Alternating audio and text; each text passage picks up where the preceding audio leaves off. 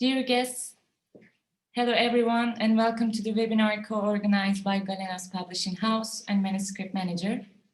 My name is Nihan, and I'm pleased to moderate this webinar today with you all. Today, our participants will be sharing their opinions regarding several topics, such as tips for both the journal management and editors for possible inclusion in expanded and the effective use of the reviewer database by using the Manuscript Manager system in order to speed up the evaluation and increase the journal's content quality. I'd like to introduce today's speakers briefly.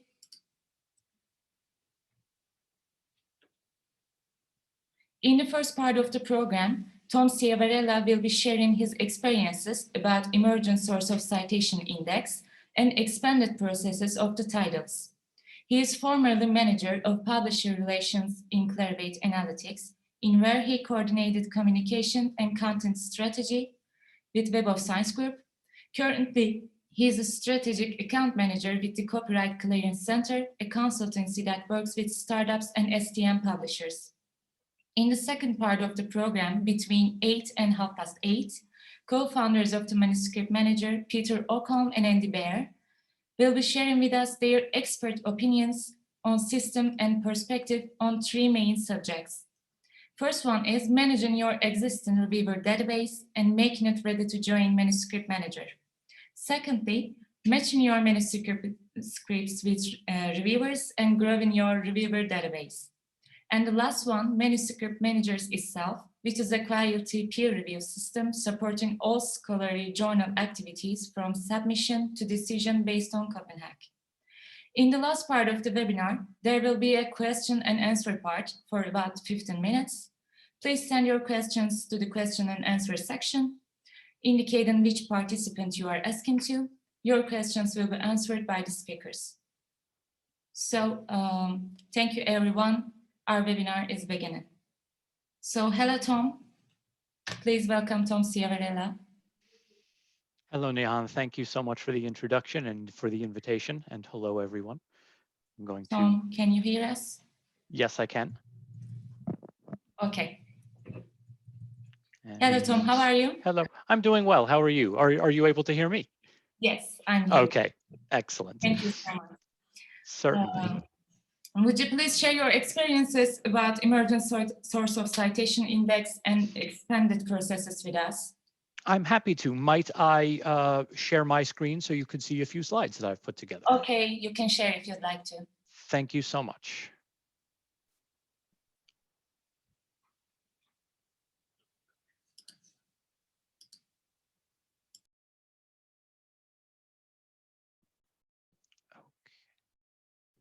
Give me one moment, please.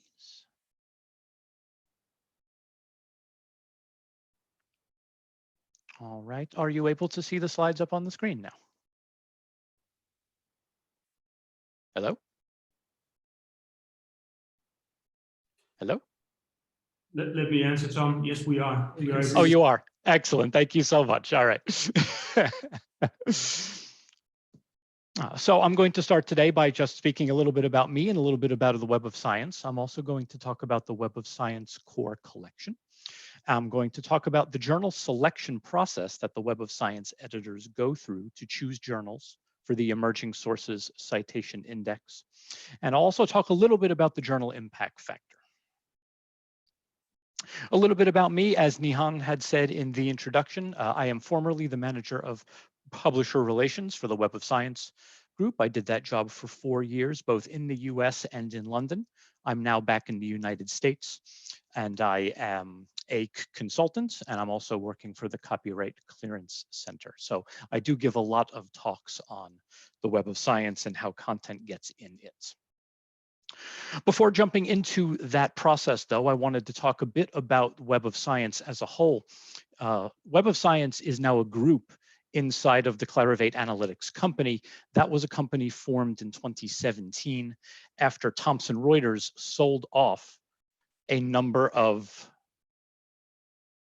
Thank you for that. That was a company started in 2017 after Thomson Reuters sold off a number of assets in the scientific and academic world. So you might be familiar with a lot of these brand names that are on screen, such as EndNote or ScholarOne or Insights. They all fit inside of the Web of Science group. But we're going to talk specifically today about the Web of Science platform and of most specifically the core collection. But a lot of people think that Web of Science is one thing. It's actually not a single database. It is a platform of over 20 individual databases. Some of these databases are curated completely by Web of Science's in-house editors. Some of them are hosted content, things like Medline.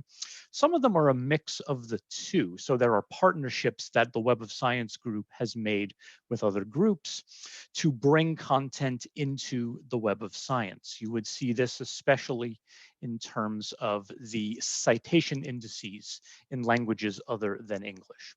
So just to keep in mind that when we're talking about Web of Science, that's really a platform, and each one of you on this call, having used Web of Science, might see a different version of it, depending upon what you are subscribed to or what your institution is subscribed to. But most people think of the Web of Science as the core collection. Those are the databases that you see on screen. There are 6 of them.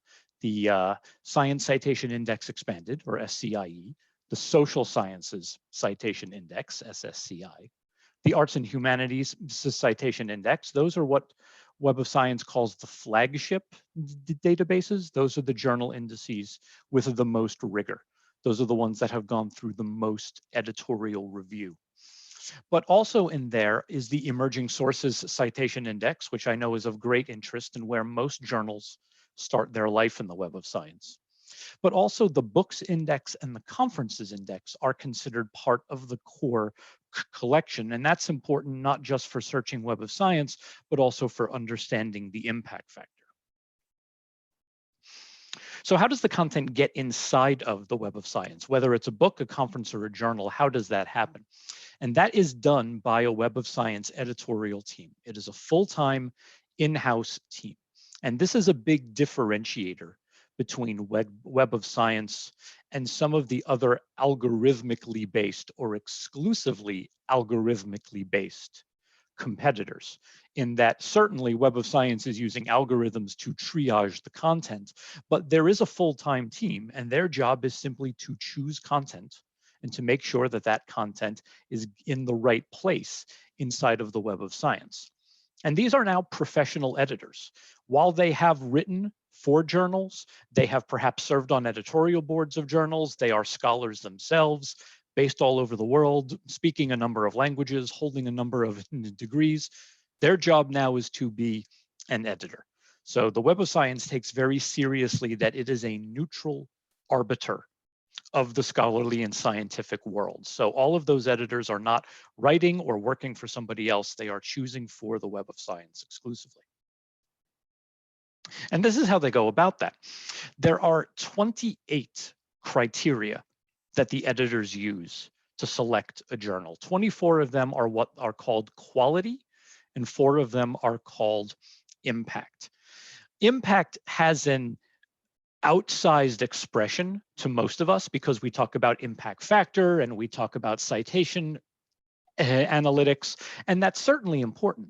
But the journals can't have impact or get an impact factor or be in Web of Science unless they show quality. This is the way the Web of Science is trying to instill standards across the scientific and academic world. It is not the goal of Web of Science to index every journal in the world. Just because a journal has an ISSN doesn't specifically mean Web of Science wants it. They're looking for quality journals. They are selling a product and they want the users of that product to find the most relevant and pertinent information. But quality is really only the starting point. Quality is what will get a journal into the Emerging Sources Citation Index, or ESCI. And that's an important first step to getting what many people are looking for, and that's indexing in SCIE and getting that impact factor. Very rarely will a journal start its life in one of these impact factor databases in SCIE for the needs of this call, certainly. That is going to be rare. If you're bringing a journal to the Web of Science team, it is most likely it's going to start its life in the Emerging Sources Index. And it's more likely on top of that the journal will stay in the Emerging Sources Index for at least 2 years to gain exposure on the Web of Science platform and to allow its citation activity to increase. If the journal had high citations to start with, it could bypass that emerging index and go right into an impact factor database. But that is the exception rather than the rule to how the editors work and how the databases work. And also, it's not a completed process. The Web of Science is a living database in that the editors will curate, and something that has an impact factor could one day lose it, and something that does not have an impact factor right now could gain it. So as a journal gains impact, it could move into SCIE. As it loses impact or loses quality as well, it could be moved out of the impact factor databases and back into ESCI, or in some egregious examples, move off of Web of Science entirely. So this is a visual of what that last slide just said in words, and it shows the constant process of gaining and losing impact and gaining and losing quality. So while it is fantastic when a journal achieves an impact factor and is indexed in SCIE, the journal has to keep itself up. There are new journals coming out every year. There's new competition. Your audience is going to be attracted to different kinds of journals, and the readership over years might change. So having an impact factor, while a fantastic thing, is not a guarantee for the life of the journal. Now, I had mentioned the 24 quality and 4 impact criteria, but the editors aren't looking at all of those things at all of the same times. They break those 28 items into 3 steps of the editorial workflow. And this is an illustration of that editorial workflow. In the large gray bar at the top of the screen is where you will see the tick marks that denote the 28 items on the editor's checklist. Now, this is something you would find online. Everything that I've discussed so far and everything that you'll be seeing from here come from documents that you would find if you went to the Web of Science Group website and searched through all of the files and all of the blog posts and other things that they have made available over the years. It's not a terribly intuitive way to search or to learn, so I have streamlined it here, but everything that you're seeing here is also publicly available. So this is the chart that you would find if you search hard enough for it online that shows what the editors are going to do at each of the 3 steps. And those 3 steps are called initial triage, editorial triage, and editorial evaluation. And that first step of initial triage is really the basics of what you would expect any legitimate journal to have. I trust that everybody on this call would have no trouble if they brought a journal to Web of Science getting through this first step. This is really a prioritization step for the editors of the Web of Science. You know, if the URL is wrong, if the editors can't get access to your content to evaluate the journal articles, if you don't have an ISSN yet, it hasn't been assigned, or there's a conflicting ISSN in our databases or external databases, the editors will ask you to tidy up those details first before they move on.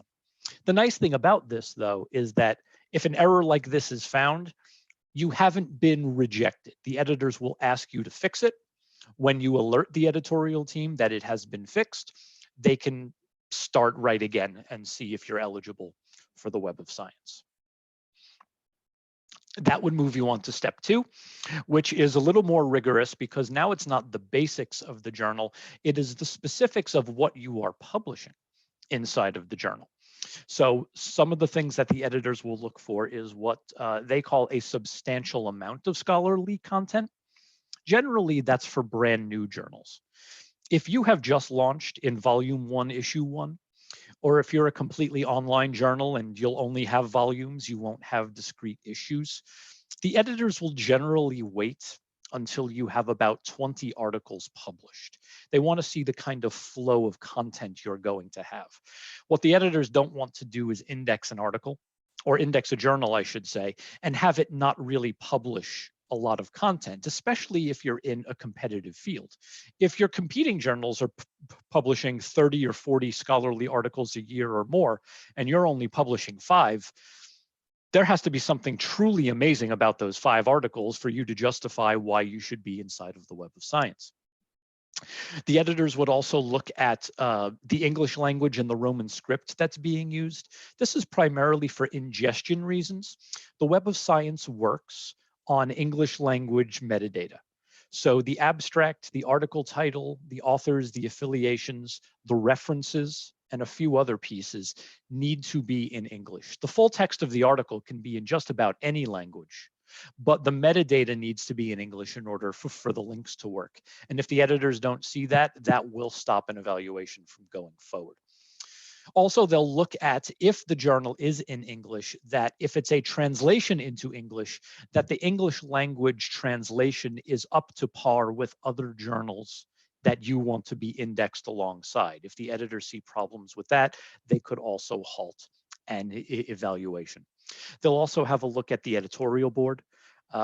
This is a concern because, as you have probably heard in the past, some journals looking for shortcuts have used the names of educators or scholars as editorial board members without those individuals knowing it. And the Web of Science editors will spot check this to see if the people you list as editorial board members are actually on your board. Now, again, if something is amiss here, the editors can let you know, and it doesn't count as a strike against you, as it were. You can fix these things and you can come back for an evaluation. But the kind of things here that have to be fixed might take time. If the metadata that you have with your articles is in English language, for instance, that might take you a few months. It might take work from your team or outside vendors to fix that, to be in a spot where it could be evaluated. So it's not a strike against you, but depending upon what you've been told is wrong, you might have a lot of work to do before you can move forward. If you have moved through steps 1 and 2, though, you will move to step 3, which is really broken up into 2 parts, the quality and the impact. This is truly where those 24 quality items and the 4 impact items come into play. This is where the editorial team is going to look at the peer review process, what kind of literature you are publishing, how big is the editorial board. They are going to compare you against other journals that have already been indexed in the Web of Science. And if you do not match up well against journals that they've already chosen for the emerging sources index or for those impact factor indices, you will get a review. The review will say you've been rejected at this time, and then you will not be able to resubmit for 2 years. And this is a controversial item because there are some things that a publisher will say, well, I can fix this in much faster than 2 years, and I can come back to you, and ideally we can speed this up. But the concern there is that in step 2 is when you should have addressed these things as well. So the editors, because they are reviewing thousands of journals a year, simply need to set a schedule for when they can come back to something. There have been requests that the 2-year time frame be re-examined. It's possible that will happen, but I don't see that happening, at least for the first 6 months of this year, or for the impact factors that would be published this year. So that is the rule as of now. But if you pass through step 3A, if you are deemed to have quality, but you don't have the impact, this is when the journal would be indexed in the emerging sources index. And again, it's likely to stay there for 2 years because if it had impact, it would have gone someplace else. So if you ask to have the impact factor evaluation sooner than this, you'll probably be told no, because if it had impact, the editors would have done something with it, differently with it earlier in the process. But they will assess for impact at that time. That's the only way they could know if a journal has impact, is to actually look. And the way that they do that is to look at citations in three ways. They look at the journal's overall citations, they look at author citations, they look at editorial board and editor-in-chief citations as well. So the Web of Science editors will literally stack your journal up and your editor-in-chief up against other editors-in-chief. You know, where has your editor-in-chief published before? And how well cited are his or her articles? Who is on your editorial board? And where have they published in the past? And how well cited are their articles? And how does the citation activity in aggregate of your editorial board compare to the editorial board in aggregate of the journals you want to be indexed alongside? So there is a lot of looking and comparing that goes into this step of the process. This can take a considerable amount of time, but it's not a numbers race. It's not citations alone, because as you are all certainly aware, there are actors in our field who will try to game the citation activity, who will try to inflate their citation metrics. We do have a team that watches for that as well at the Web of Science, separate from the editorial team. That is the JCR team.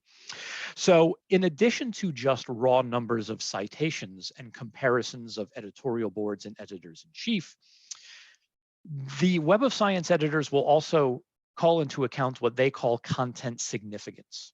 This is a fancy way of saying if there are holes in the Web of Science that need to be filled, and your journal doesn't have the citation activity, but it helps the editors fill some of those holes, they could still put the journal into the Web of Science and even into one of the impact factor databases. This comes up a lot of times when there are new specialties that we know need a presence inside of the Web of Science. If there are novel perspectives or new ways of presenting data or of presenting a topic area, if there is a region of the world that for whatever reason is underrepresented in the Web of Science, these are all things that can make up for a lower citation count. So that is the overall way journals can get into first the emerging sources index and then into the Science Citation Index Expanded or the other impact factors in the databases. Now, these rules are not static. In fact, in the time that I was with the Web of Science team up to now, they have changed how they assess what journals are going to be indexed in which of the databases. On screen here are just 3 of the recent changes. So for instance, ESCI started as you had to be electronic. We wouldn't take print-only journals. We found later on that this kept a lot of art and humanities content out of the emerging sources index. There are still some social sciences and arts and humanities journals that don't have a very robust online presence, but they are of high quality. So the rules were changed and we could then bring those journals in. We also, in order to keep some of the collections from being duplicated for our subscribers, if a journal was already indexed in, say, Biosis, we wouldn't put it in the emerging sources index. But because everyone has a different view of Web of Science, not everyone subscribes to Biosis, and they were missing out on some journals and content that they would have needed. So we took that rule away as well. Now you can have that kind of dual indexing. Same thing happened with the categories. Because emerging sources was deemed as an initial evaluation, the Web of Science editors sometimes only assigned a single category. As you all know, journals can straddle the categories, and now they've changed that rule. So at emerging sources evaluation, if a journal fits in more than one, it can be tagged as more than one, up to 6. So I've talked a lot about Web of Science. I've talked a lot about impact factor. I just wanted to use this slide to point out that they are different things, but not different evaluations. So a journal that's accepted for the Web of Science is also eligible for those impact factor databases, but only 2 data sets, the Science Citation Index Expanded, SCIE, and the Social Sciences Index, SSCI. Those are the only 2 of the 20+ databases that generate the impact factor. So if your journal isn't in one of those 2, it's not getting an impact factor. If it's in one of the other indices, it could move over into SCIE or SSCI, but it doesn't specifically need to go through the evaluation process from scratch. Speaking of the impact factor, because it always comes up, I did just want to put in a few slides about how the calculation is done. I have done workshops for hours alone just on the impact factor. And if that's something that some of the people on the call need or want or are interested in, it could certainly be done. As for all of the other specifics that have been addressed here as well, I've spent entire half-day workshops going over the specifics of how a journal gets into the Web of Science. But very briefly, because impact factor comes up so often, I do need to note that the example I'm going to give comes from 2018, and that over the years, the formula for the impact factor has changed. So if you view what's on screen here and you say, this is the way it is done, well, up until this point, yes, but it could change at any time, and you really should check online to see if the Web of Science team has announced any of those kinds of changes. So this is a journal level metric, and that's important to say as well, because people like to use impact factor to assess an article or an editor-in-chief or even a publisher, but the journal impact factor, just as the name says, is a journal level metric. It tells us something about a journal, and specifically its citation activity in a 2-year period. And the example we're going to use here is from 2018. And this is the formula you've probably heard over the years about the numerator and the denominator. This is how the numerator and the denominator are calculated. So there are 3 years that are taken into account. So for this year, when it was done, these were the only 3 years that counted. If you had fantastically cited articles in year 2014 or to 2015, that's fantastic for the journal as a whole, but for your impact factor, it was not going to make a difference. That is how the editors and the Web of Science team encourage journals not to rest on their laurels, as it were. You have to keep acquiring highly cited articles and the best articles in your field. So this is how it is done. This is the numerator and this is the denominator. This next slide is exactly the same, but again in visual format because some people like that better. So this shows you the year of the publication. It shows you the citation years that are taken into account for the publication. And it shows what your impact factor is. And again, the impact factor, because of when it is published in June, the impact factor that's being reported is actually for the prior year. So when we published in June of 19, what was being reported was that journal's 2018 impact factor, which can get a little confusing. As I had mentioned earlier, everything that I've shown to you here is something that has been made available publicly by the Web of Science team or by the JCR team or by me when I've done talks like this, either over Zoom or when I've been able to travel and go to publishers. If you need updates, you could certainly be in touch with me, or you could go online and find out more about this. And as I had noted, I do this a lot. It's been fantastic to meet you all and to speak with you. And I look forward to the rest of the presentation. And I hope to talk with you all again soon. Thank you very much. Thank you so much, Tom, for joining us today and sharing your valuable experiences with us. Thank you. By the way, right now, more than 200 people, I guess, are watching us. So thank you everyone for their participation.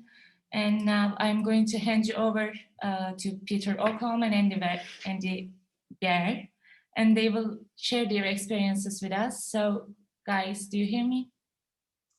We do hear you, yes. Hello. Hello. Hello.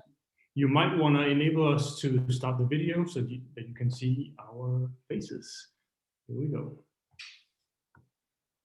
Yes, I can see you right now. Hello. Hello. Hello, everyone. How are you?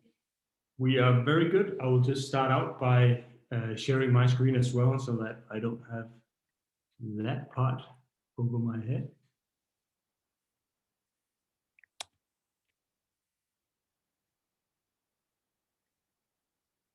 Yes. All right. Mm-hmm. So are you seeing what you're supposed to be seeing right now? Yes, I can see. Excellent. All right. Hello, everyone. My name is Peter Okholm. I'm a partner and a head of business development with Manuscript Manager. This is my associate, Andy Bear. He is the CEO. Say hi, Andy. Yeah. Hello. He is our CEO and founding partner, and I guess you can say head of product and chief tea maker, whatever you choose to call yourself. We are here today for our second webinar with Galenos because we have an excellent collaboration with Galenos and the editorial office.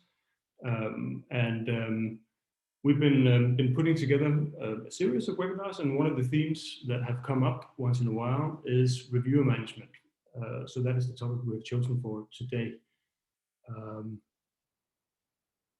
More specifically, we today are going to be talking about three things that can make a difference when developing your journal over time. When it comes to handling the reviewers and doing tasks for editors, it can have a tremendous effect on both your journal metrics, but also your business metrics. And today we will get into the engine room, I guess, to see some of the functionality that is available to you inside of Manuscript Manager. But before we do that, I just quickly want to let some of the people behind the screens that do not know about us, we want to let you know a little bit more about who we are and what we do. Obviously, we are an academic peer review system. We have been in this business for over 20 years now, or at least some of us have. We are operating out of Copenhagen. We have a team of 8 people servicing more than 300 journals worldwide. We currently have roughly 1 million users, all the way from New Zealand to California, to Japan, to Chile. And as I mentioned in the very beginning, one of the journals that we have a very close collaboration with is Galenos. But let's get into the topics, shall we? Let's do that. Let's do it. Okay, so Pardon me, sorry to interrupt, but they say that the screen is not full screen, so can you please make it full screen? Yes. Question is what I want to do differently. I'll tell you what, just real quick, I want to stop sharing and we'll do like this.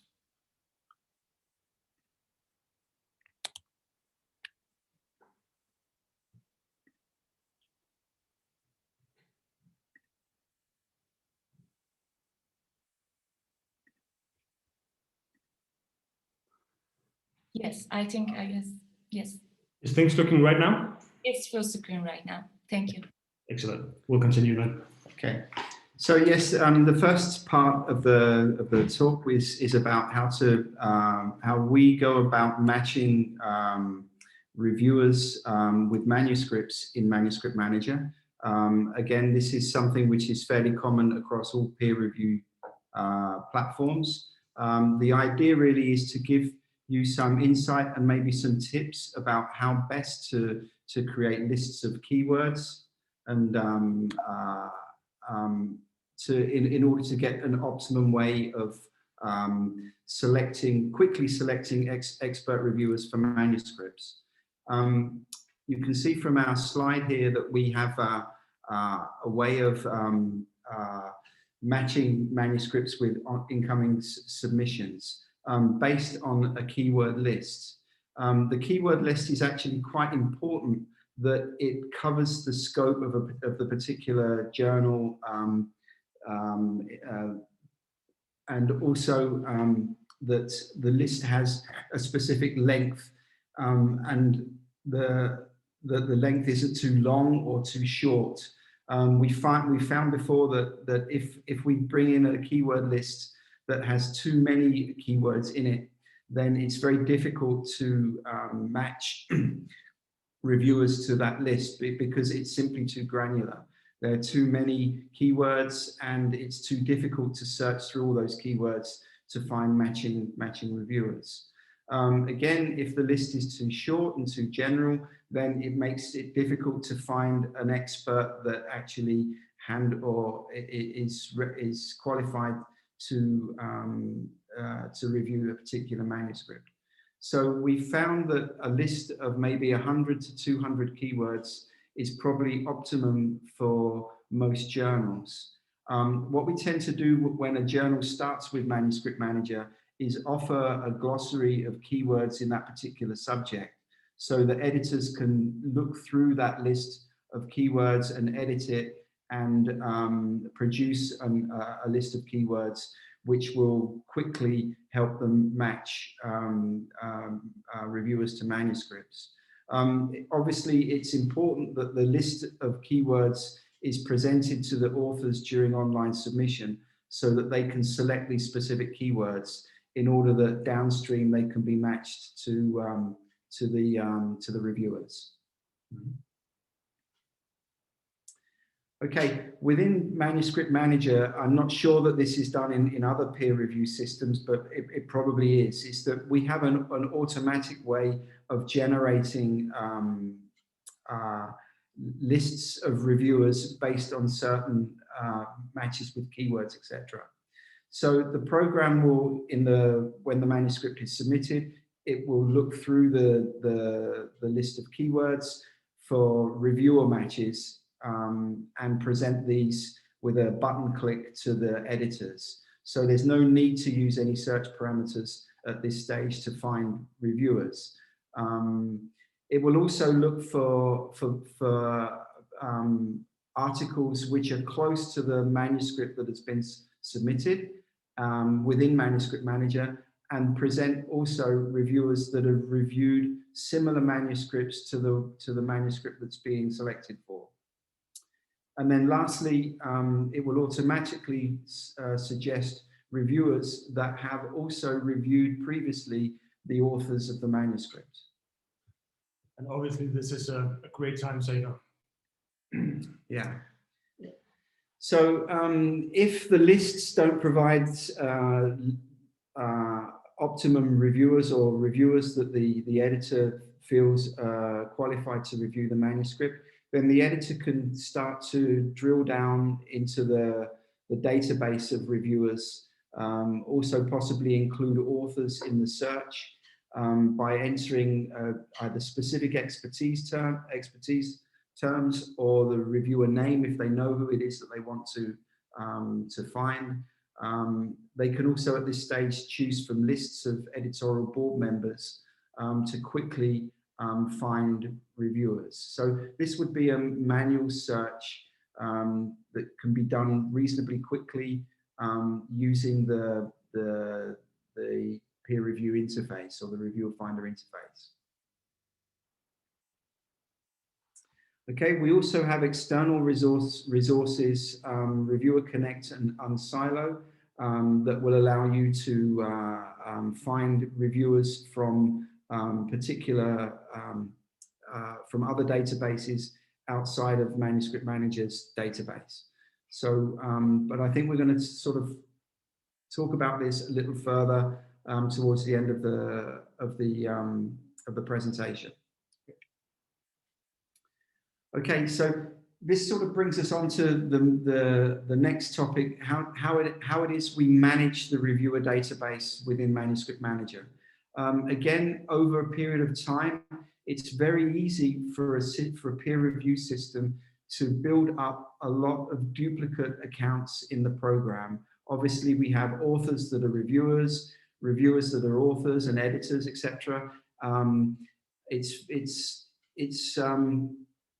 It's also difficult when authors are submitting manuscripts on behalf of other authors, not knowing that they are or maybe already in the database of a particular journal within Manuscript Manager.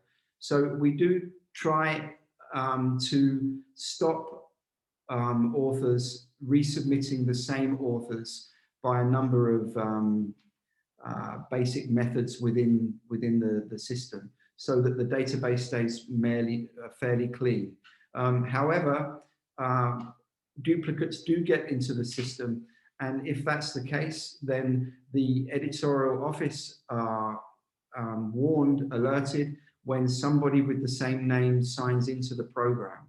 So then they can go about the process of looking for multiple accounts from the same person and merging those accounts together, so that the users logging in, authors or reviewers, are not inconvenienced by finding information in different accounts.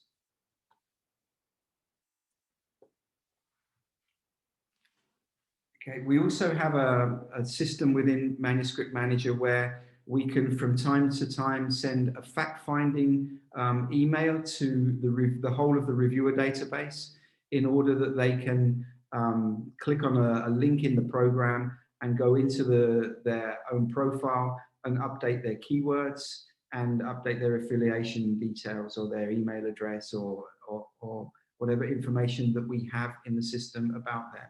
Also, they can also see the information that we have in the reviewer database. And at this time, if they don't wish to be a reviewer for the journal, they can opt out of being a reviewer. This really helps to build up a set of, or to keep the reviewer database current, and to take out reviewers who potentially don't want to review for the journal any longer.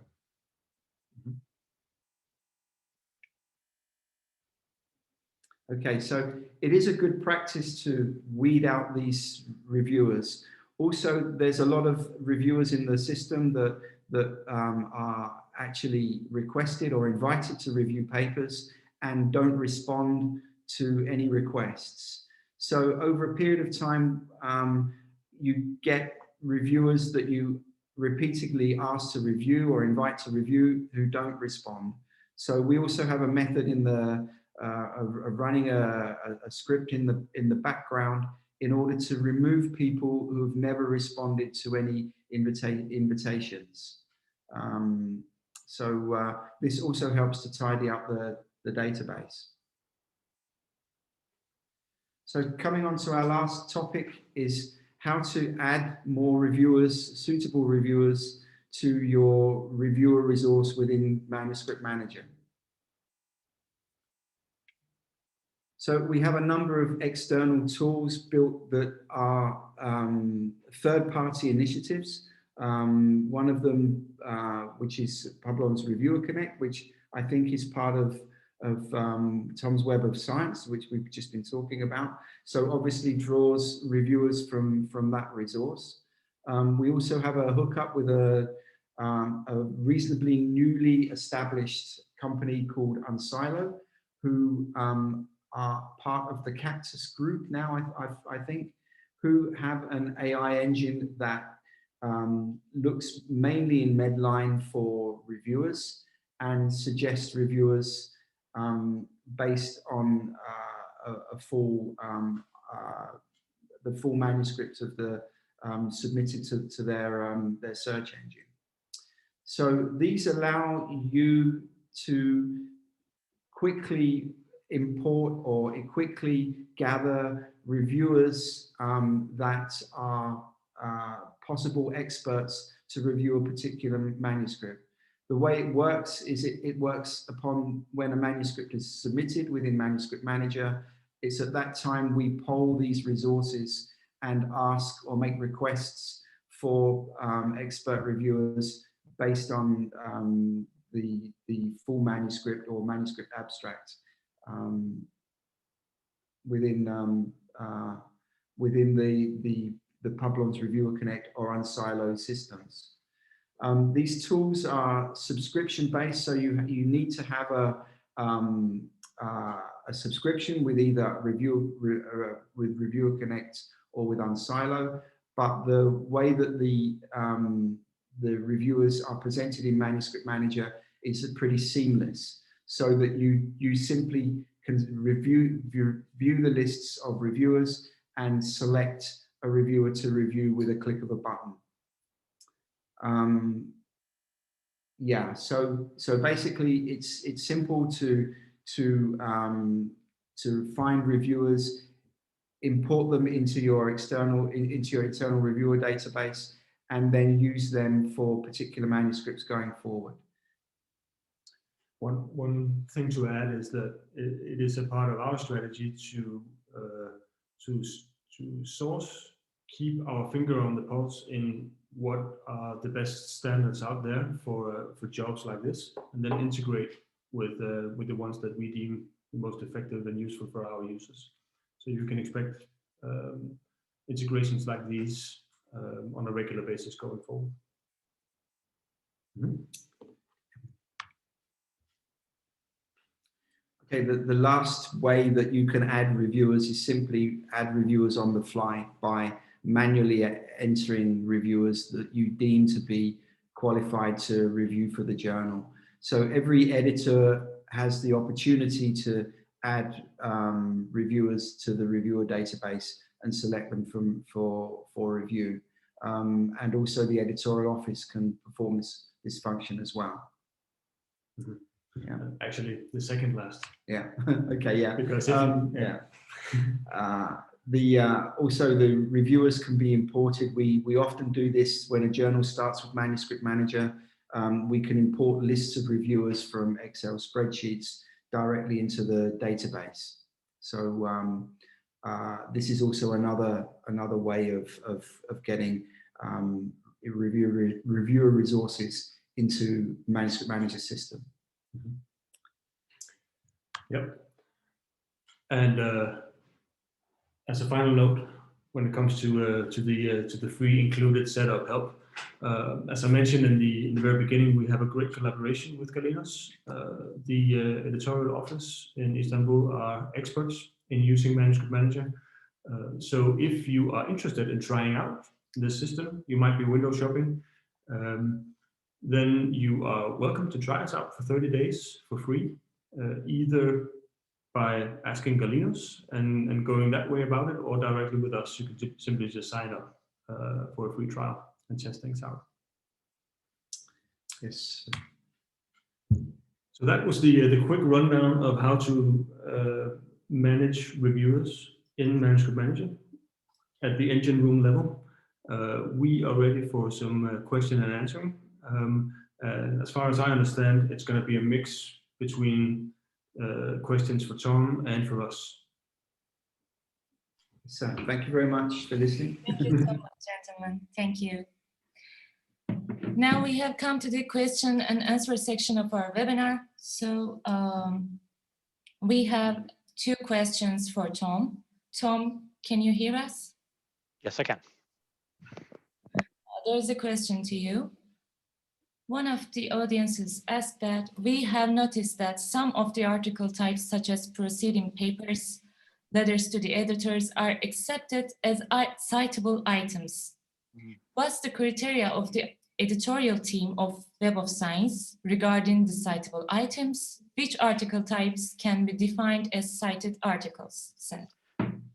Thank you for the question. It's a very good one, and one that comes up a lot because it's a difference between how the Web of Science editors work and how Web of Science works, and how the JCR and how impact factor works.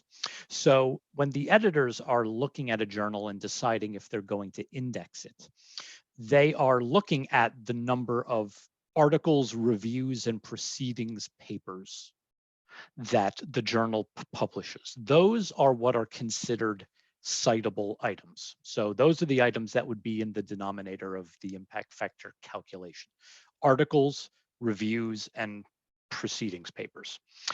Now, journals will publish lots of other things. They'll publish book reviews and news items and meeting abstracts and all sorts of other things. And those items, when they're indexed in the Web of Science, they can generate citations. So that citation activity counts in favor of the journal, but those items themselves are not considered citable items. The characteristics of a citable item are what you would consider a proper scholarly article to have. Those are going to be an abstract and an article title and the funding information.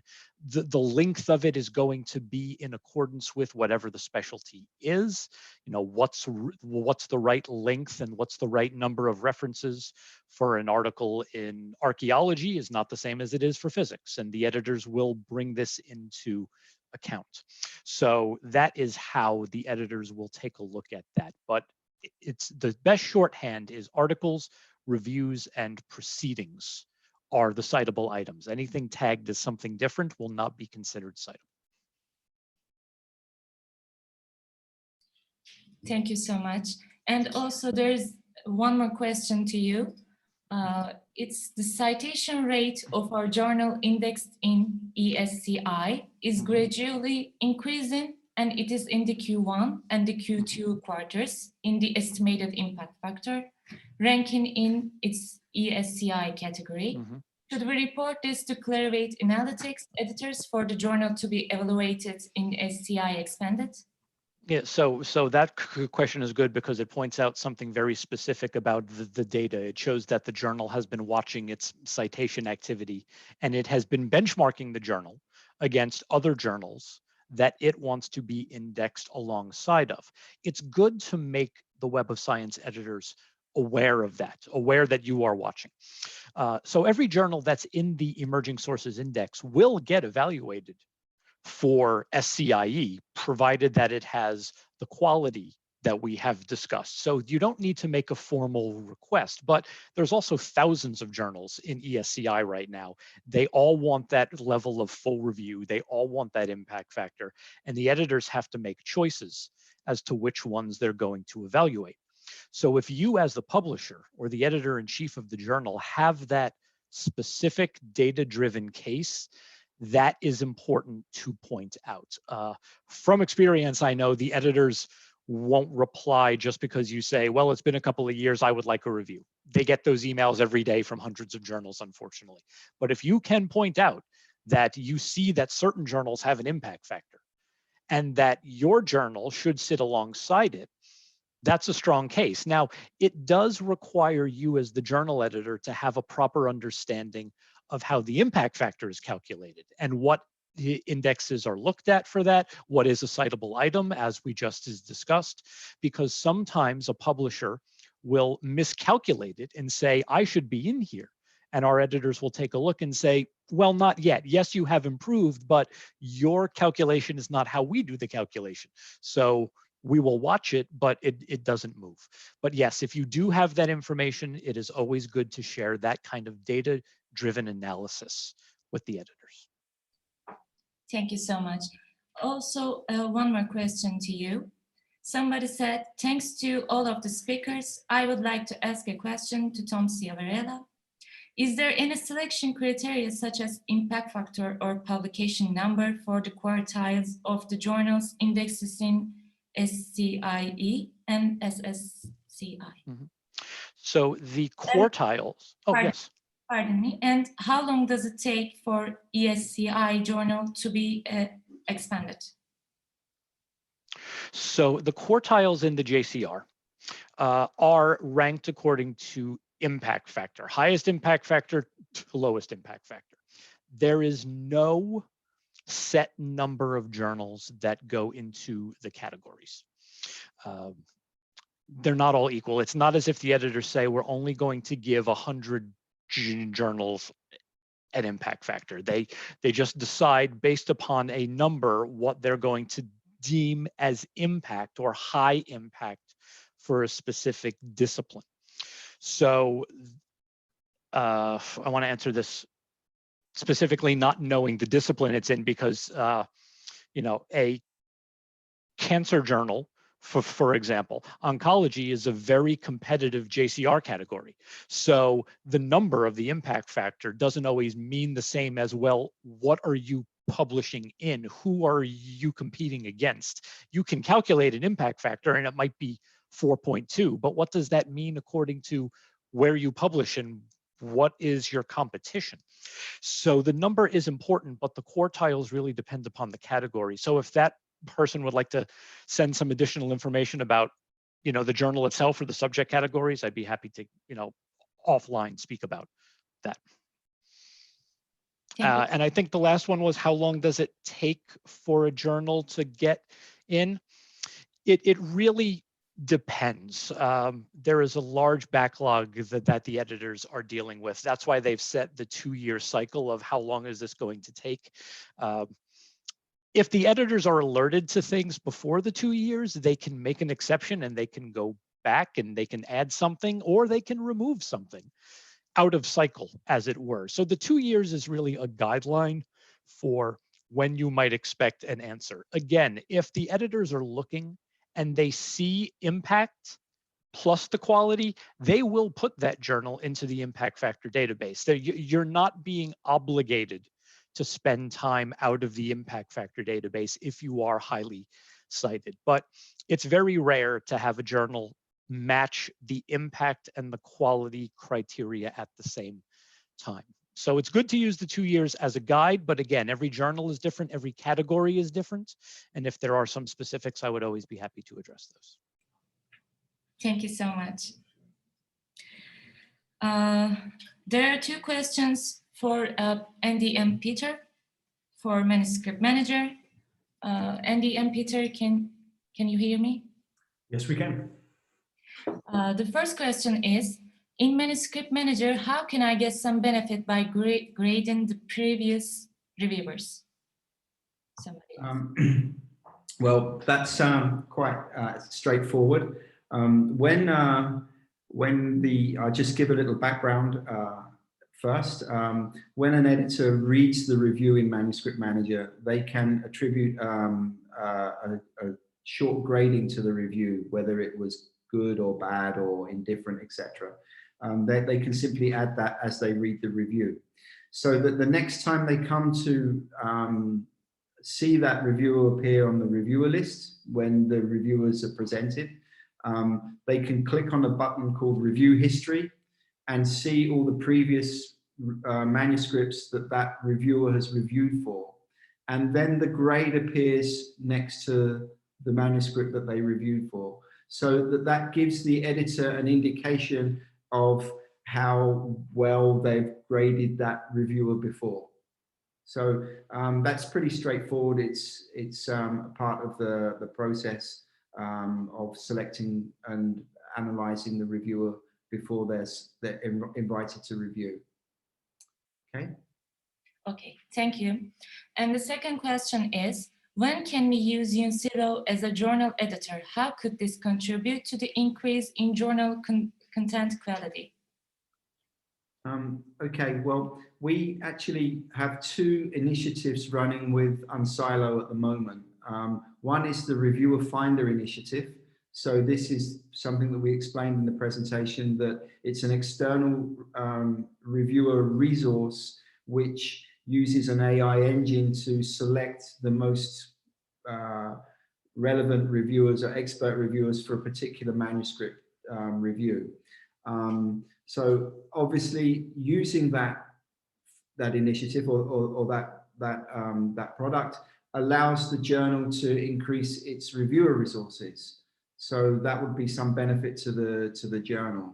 Another initiative we have running with Uncilo, excuse me, is we have a technical check initiative. So this allows incoming manuscripts to be checked for a number of, I think up to about 25 different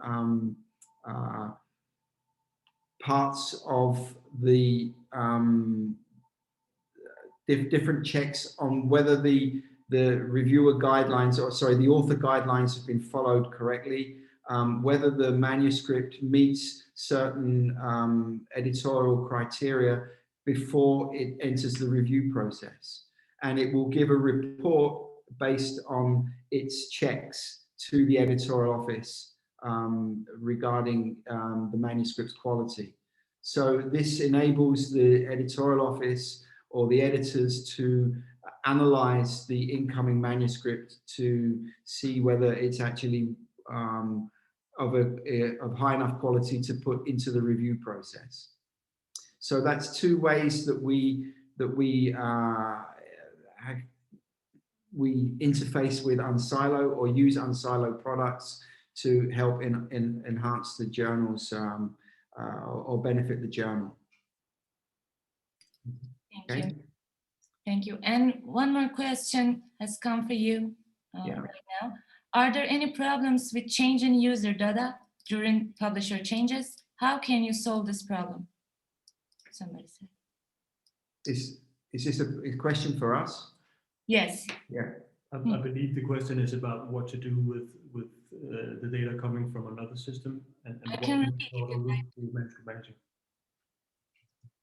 Is this a question regarding input of information into Manuscript Manager? I didn't quite get the Yes, question. Manuscript Manager, yes.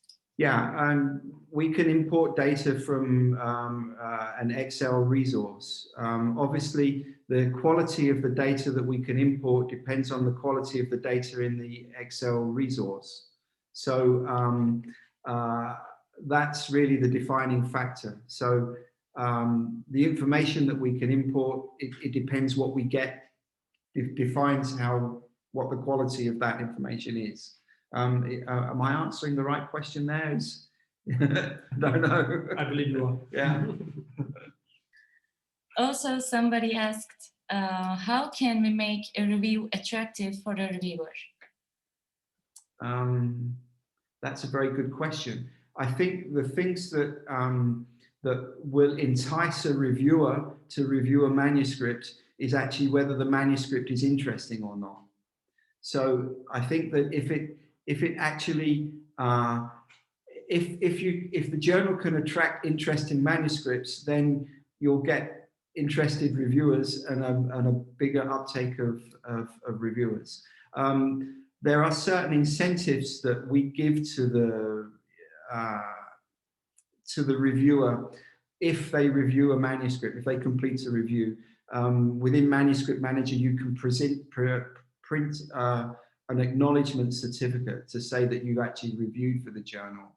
And we also have a hookup with the Publon's reviewer acknowledgement system, so that this can be the reviewer can send their review to Publon's for presentation in their reviewer portfolio within Publon's.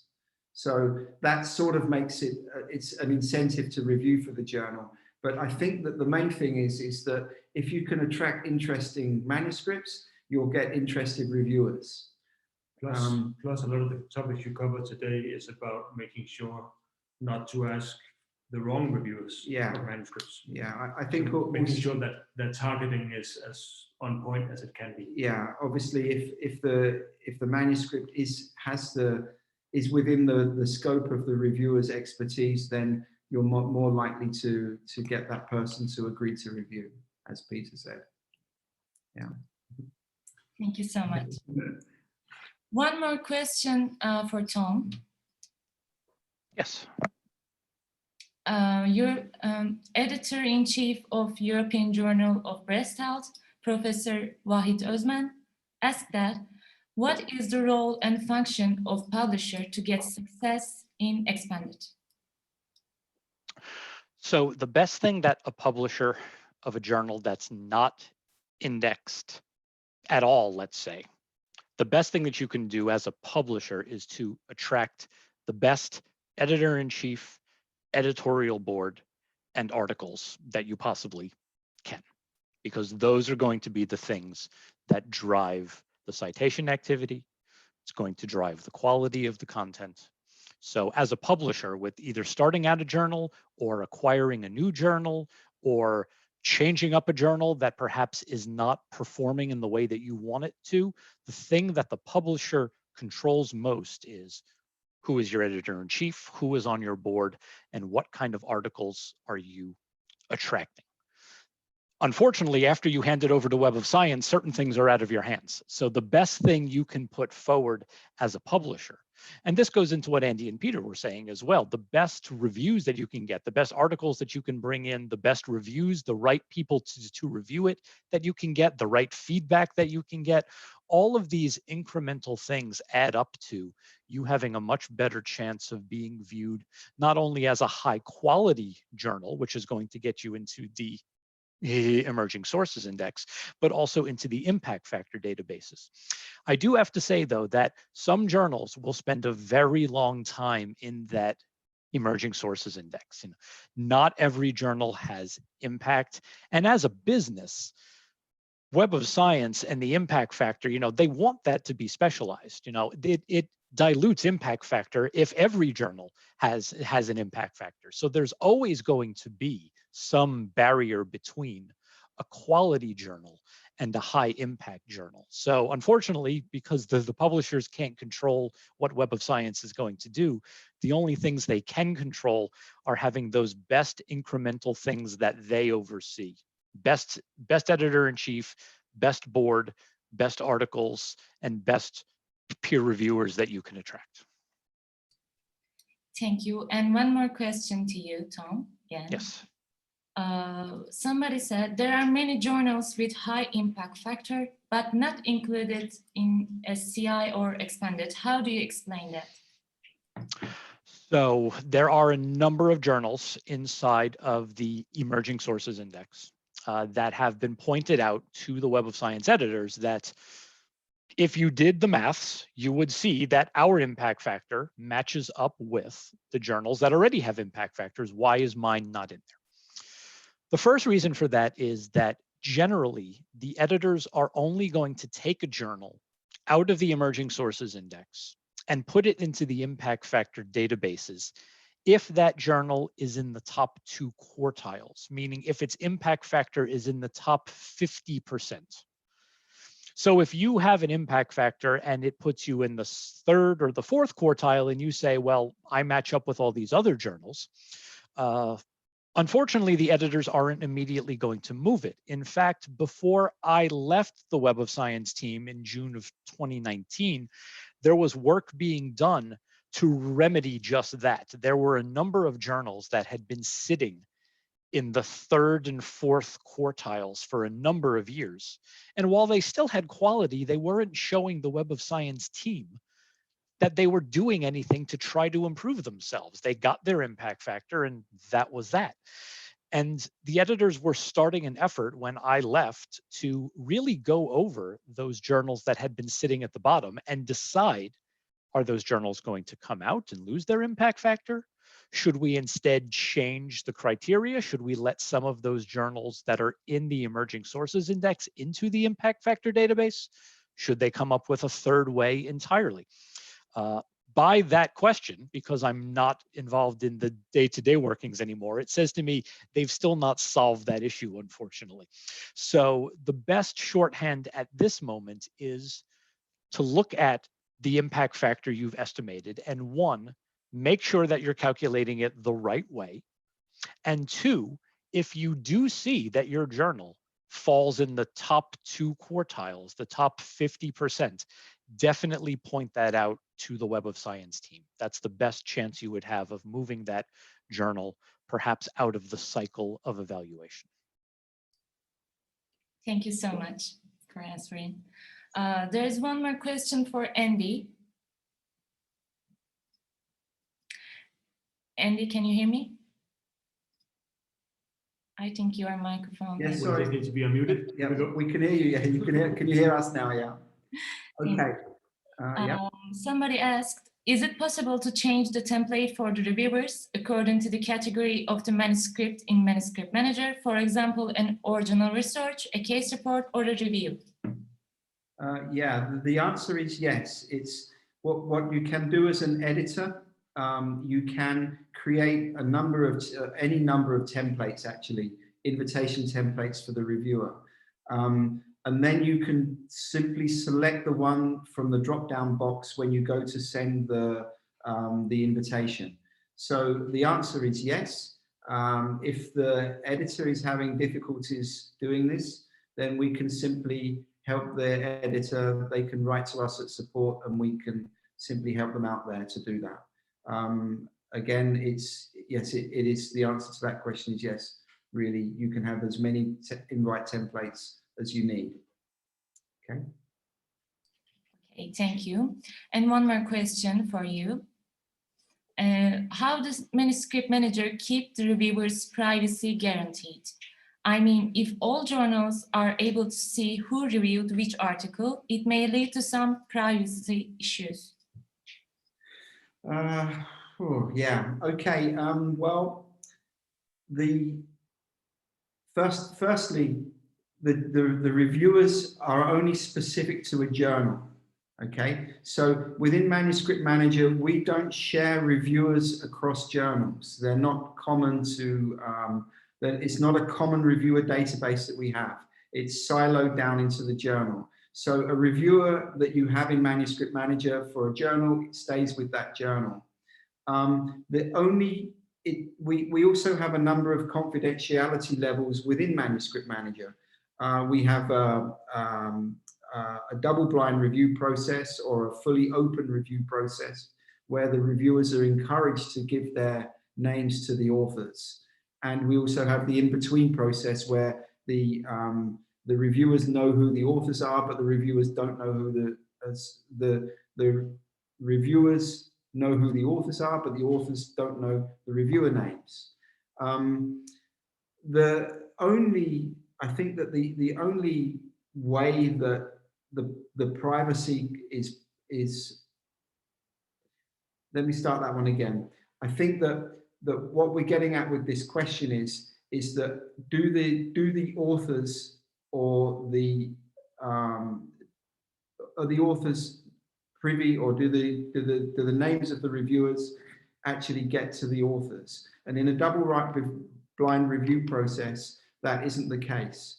The only people that know who the reviewers are actually the editors. So it's the editors of the journals that have the overview of the reviewers and the reviewer database. So the editors are deemed to be the confidential part of the journal.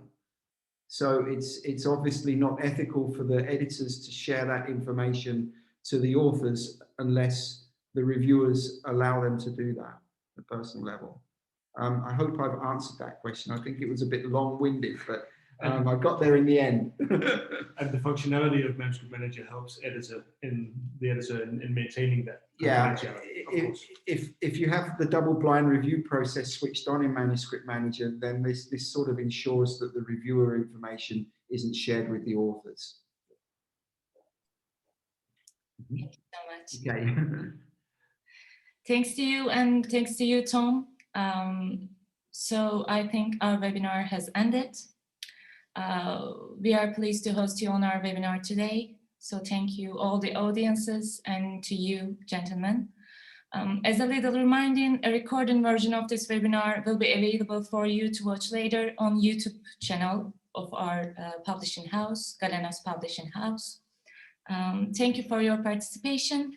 We hope you all have benefited from the speakers' experiences. As Galenos Publishing House, we wish you all a healthy and good day. So take care of yourself. Thank you. Thank you, Nihan. Thank you, everyone. Bye. Bye-bye.